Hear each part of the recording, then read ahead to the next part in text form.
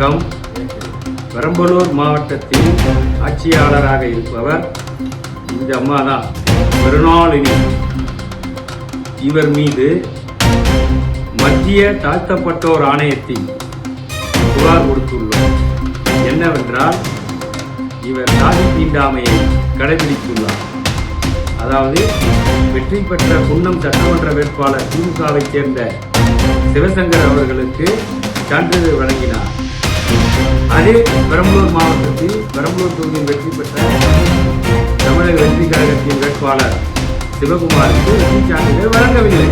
தூரம் போய் நின்று கொண்டார். எங்கள் வேலூர் மாவட்ட சிறப்பு செய்தியாளர் சதானந்தம் அவர்கள்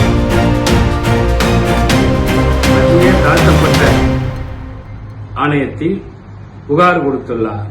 புகாரை பெற்றுக்கொண்ட நண்பர் இயக்குனர் ரவிவர்மன் அவர்கள் உடனடியாக நடவடிக்கை எடுப்பதாக உறுதியளித்துள்ளார் என்பதை தெரிவித்துக் கொள்கிறோம். இந்த அம்மாவை ஜாதிய தீண்டாமை வழக்கில் கைது செய்ய வேண்டும். சொத்து குவிப்பில் வழக்கு இருக்கிறது, வழக்கு போடுவேன். இதிலையும் இவர் மாட்டுவார். நன்றி, வணக்கம்.